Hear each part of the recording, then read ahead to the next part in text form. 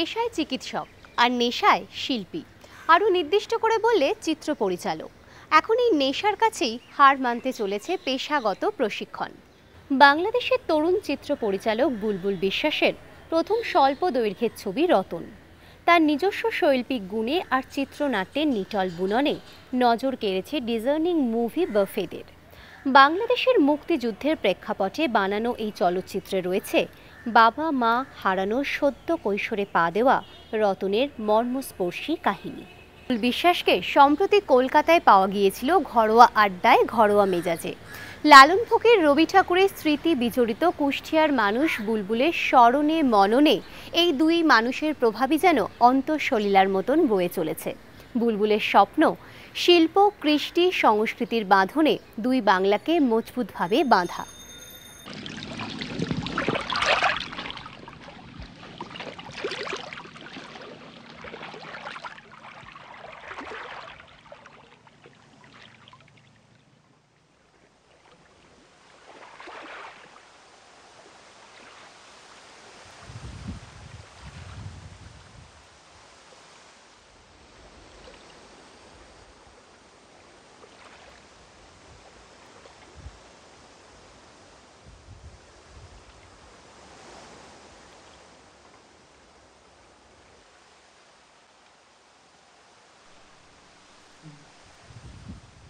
গর্ধবের মতো কথা বলবে না আতা।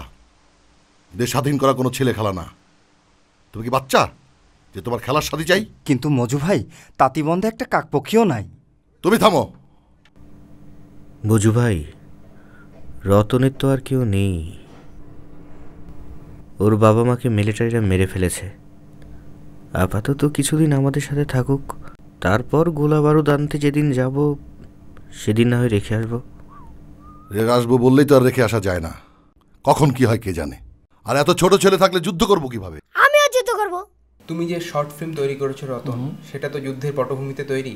এই যুদ্ধের পটভূমিতে তৈরি এই শর্ট ফিল্মে অনুপ্রেরণা তোমার মধ্যে কিভাবে এলো? আপনি ঠিকই বলেছেন যে রতন যেটা, এটা বাংলাদেশের মহান মুক্তিযুদ্ধ 1971 সালের স্বাধীনতা যুদ্ধের উপরে ভিত্তি করে তৈরি। প্রথমত আমার বাবা একজন মুক্তিযোদ্ধা, এবং সেই দিক থেকে জন্মের পর থেকেই যখন বোঝার বয়স হয়েছে তখন থেকে বাবার কাছ থেকে মুক্তিযুদ্ধের গল্প শুনে শুনে বেড়ে ওঠা। তারপরে আমাদের যে পরবর্তী মুক্তিযুদ্ধ পরবর্তী যে প্রজন্ম, সেই প্রজন্মের মধ্যেও নতুন করে একটা মুক্তিযুদ্ধের যে চেতনাটা, সেটা যেরকম সবার মধ্যে, সব বাংলাদেশিদের মধ্যে আছে, সেই জায়গা থেকে সহজাত হিসাবে যেমন এসেছে, ঠিক তেমনভাবে বাবার কাছ থেকে অনুপ্রেরণাটা প্রথমত এসেছে। দ্বিতীয়ত গল্পটা মোহাম্মদ জাফর ইকবালের লেখা। গল্পটা প্লটটা খুব ভালো ছিল, এবং সেই সাথে গল্পের যে নাটকীয়তা এবং একটি চলচ্চিত্র করার জন্য যে পরিমাণ গুণাবলী থাকা উচিত একটি ছোট গল্পের, সেই গুণাবলী সবগুলোই ছিল। তো প্রথমত সিলেকশনের দিক থেকে যেমন গল্পটার একটা সাবজেক্টের একটা ব্যাপার ছিল, সেই সাথে গল্পটার পটভূমিটাও এবং সব কিছু মিলে গল্পের যে নাটকীয়তা, সেই জায়গাটা বেশ ছিল। সিনেমাতে দেখি যে রতন 8 বছরের একটা 8 থেকে 10 বছরের একটা বাচ্চা, যেই বালকের বাবা মা দুজনই, তার মা ধর্ষিতা হয়েছেন এবং তার বাবা আগের রাতেই খুন হয়েছে। তো এই অবস্থাতে ধরেন তার সঙ্গে আমার ঠিক ছোটোবেলা বা আমার এখনকার বেলা যায় না, কিন্তু এটা তো শুধু আমার একার গল্প না, এটা তো পুরো বাঙালি জাতির একটা গল্প। এরকম আমার মতো, আমি হয়তো আজকে পরিবার নিয়ে সুখে আছি বা ভালো আছি, আমার বাবা মা বেঁচে আছেন আল্লাহর রহমতে, কিন্তু দেখা যাচ্ছে যে এখনও তো অনেক এরকম রতন বেঁচে আছে যারা যুদ্ধে তাদের বাবাকে হারিয়েছেন, মাকে হারিয়েছেন। তো সেই জায়গার থেকে যদি খুব সূক্ষ্ম দাগে বলা যায় তাহলে হয়তো মিল নেই, কিন্তু মোটা দাগে বলতে গেলে সেই রতনটা তো সব বাঙালির সন্তানদের মধ্যে, সব পরবর্তী প্রজন্মের মধ্যেই বহন করছে।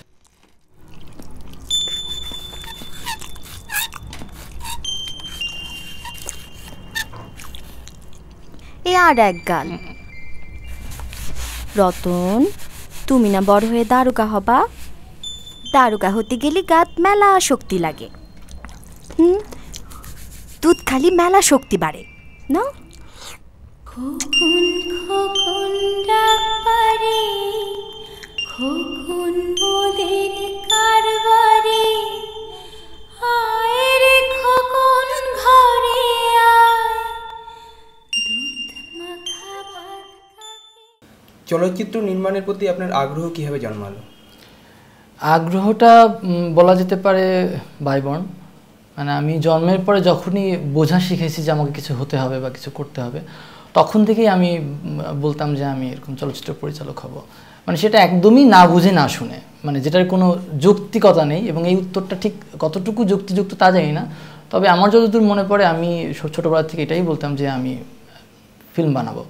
এপার বাংলার যে বিরাট ফিল্ম ইন্ডাস্ট্রি, সেখান থেকে এবং এপার বাংলার যে পরিচালক, তাদের কাছ থেকে কোনো অনুপ্রেরণা পাও? প্রথমত যে ফিল্ম ইনস্টিটিউটের যে ব্যাপার, হয়তো না, ইন্ডিয়াতে অনেক আছে, পুনে বলি বা মুম্বাই বলি। আমাদের বাংলাদেশে খুব রিসেন্টলি শুরু হয়েছে, হয়তো গত 10 বছর বা এরকম 10-12 বছর হবে শুরু হয়েছে ফিল্ম ইনস্টিটিউটগুলো। তো তখন আমাদের যেই সময় ফিল্মে কাজ স্টার্ট করেছে আমি, তখন কিন্তু এই বিশ্ববিখ্যাত চলচ্চিত্র দেখেই কিন্তু আমাদের ফিল্মের প্রতি শেখার জায়গাটা এবং যতটুকু বোঝার জায়গাটা, এবং বই, ফিল্মের সমালোচনা, এইভাবেই। তো আমি খুব দূরে না, যে আমি কাছাকাছি বলি যে বাংলাদেশে আমাদের ওপারে যেটা হয়েছে যে আমি খুবই বড় একজন ভক্ত হচ্ছেন তারেক মাসুদের। তারেক মাসুদের প্রথম ফিল্ম যেটা মাটির ময়না, এই ফিল্মটা দেখার পরে না আমাদের একটা, মানে আমার একটা দেখার একটা দৃষ্টিভঙ্গি বদলে গেল। তার আগে আমরা সত্যজিৎ রায়ের ফিল্ম দেখেছি বা ত্রুফোর বলি বা যাদেরই ফিল্ম বলি না কেন, সেগুলো তাদের ফিল্ম ছিল বা সেখানকার ফিল্ম ছিল। কিন্তু আমার ওখানকার গল্প, আমার বাংলাদেশের গল্প আমার মতো করে আমি যেভাবে দেখতে চাচ্ছি, আমি যে চোখে দেখতে চাচ্ছি, সেই দেখাটা প্রথম আমি তারেক মাসুদের ফিল্মের মাধ্যমে পেয়েছি। আর যদি পশ্চিমবঙ্গের কথাই বলা যায়, তাহলে সত্যজিৎ রায়কে তো অস্বীকার করার কিছুই নেই, কারণ সত্যজিৎ রায়ের ফিল্ম দেখেই আমার শেখা। একদম সত্যজিৎ রায়ের ফিল্ম দেখে পড়েছি, এটা লং শট, এটা মিড লং শট, এটাকে মন্তাজ বলে, এটাকে মিজোসিন বলে। আর এই শিক্ষার ব্যাপারটাই ব্যবহারিক বলি বা ইমপ্লিমেন্টের জায়গা থেকে যদি বলি, তাহলে একদমই পুরোপুরি পেলাম এসে। আমি নিজে ডিসকভার করলাম যে ব্যাপারগুলো, নিজের জায়গা থেকে নিজেকে আবিষ্কার করা, সেটা হচ্ছে ঋতুপর্ণ ঘোষের চলচ্চিত্রের মাধ্যমে। ঋতুপর্ণের আমি প্রথম বাড়িওয়ালি সিনেমাটা দেখি। এই চলচ্চিত্রটি দেখার পরে তখন আমি ভাবতে শুরু করলাম যে আমি সত্যজিৎ রায়ের ফিল্ম নিয়ে যে পড়াশোনাগুলো করেছি বা যে জায়গাটা আমি বুঝেছি, কিন্তু সেটা তো আমাকে একজন দেখিয়ে দিয়েছে বা আমি বই থেকে পড়েছি এই জায়গায় এই জিনিসটা আছে। আর সেটা আমি নিজে থেকে ডিসকভার করলাম, নিজে থেকে আবিষ্কার করলাম ঋতুপর্ণের কাজের মধ্যে। তো সেই জায়গা থেকে আমার কাজে বলা যেতে পারে সত্যজিৎ রায়ের এবং ঋতুপর্ণ ঘোষের প্রভাব অনেক বেশি।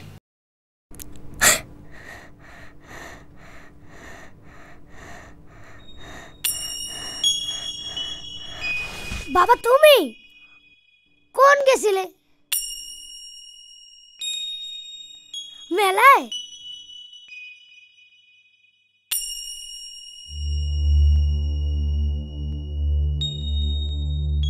সবাই কই? সবাই চলে গেছে।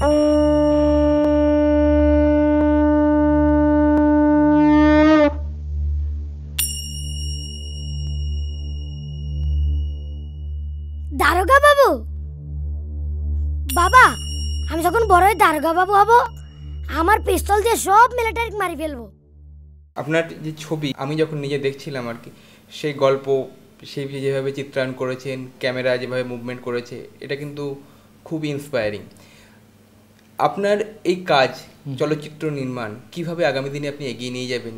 কিভাবে আরও গোটা বিশ্বকে আপনি আপনার চলচ্চিত্রের মধ্যে ধরবেন?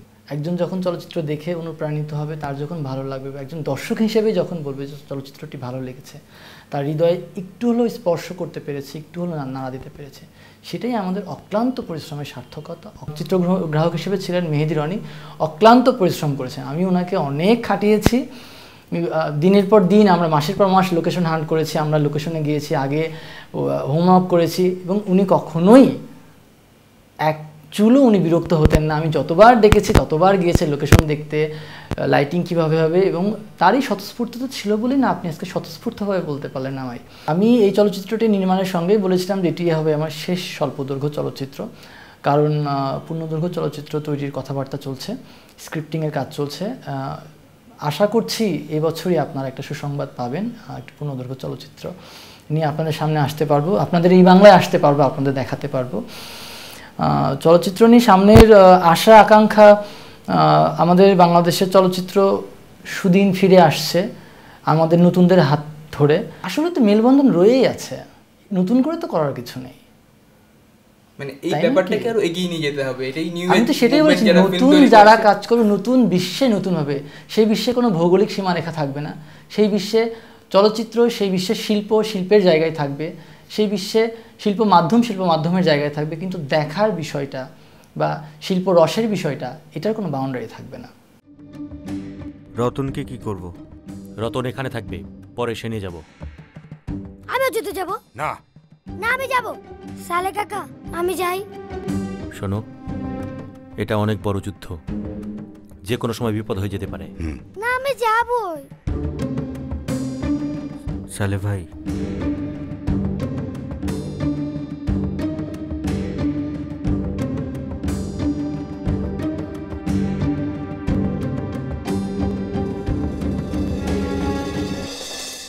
ঠিক আছে। আপনার নিজের জেলা তো কুষ্টিয়া, আর সেই কুষ্টিয়ার সাথে তো লালনের অঙ্গাঙ্গি সম্পর্ক আর কি।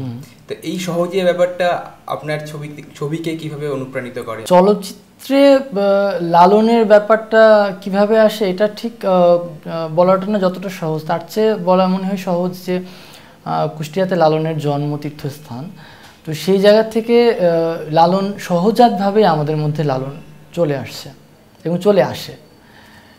পাশাপাশি রবীন্দ্রনাথ ঠাকুরের একটা বড় সময় কুষ্টিয়াতে কেটেছে আমাদের ওই অঞ্চলটাতে, এবং এখনও শিলাইদহতে তার কুঠি বাড়ি আছে। তো সেই জায়গা থেকে রবীন্দ্রনাথ, লালন এবং সেই সাথে আরও মীর মোশাররফ হোসেন, তো সব কিছুই একটা দেখা যাচ্ছে যে কোনো না কোনোভাবেই থাকেই একটা প্রভাব। এটা তো আবেগের সম্পর্ক, মানে রবীন্দ্রনাথ লালন দুই বাংলার মিলন। একদম ঠিক বলেছেন।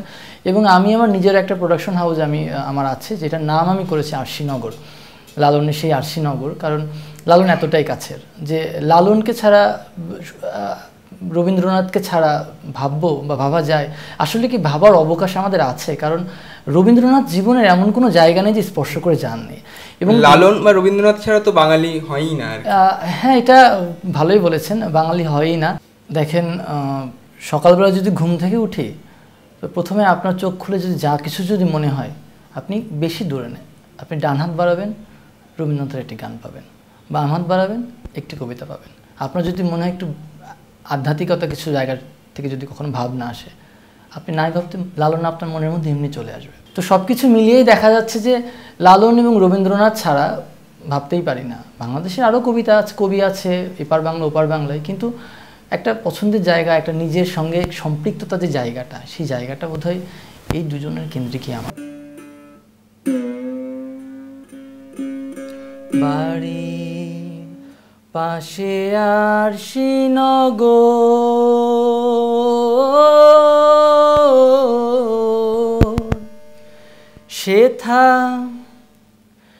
সেথা পড়শি বসত করে, এক ঘর পড়শি বসত করে, আমি একদিনও না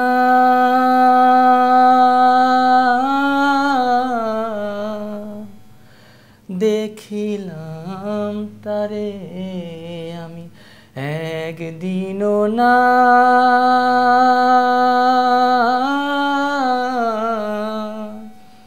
দেখিলাম তারে। গেরাম বেড়ে অগাধ পানি,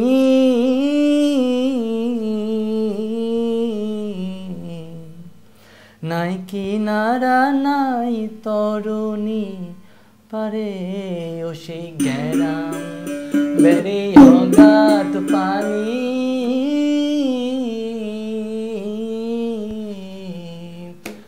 নাই কিনারা নাই তরুণী পারে।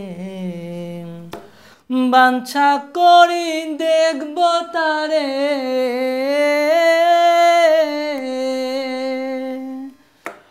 বাঞ্ছা করি দেখব তারে, কেমনে সে থাক যাই সে, ও সে কেমনে সে থাক যাই রে, আমি একদিনও না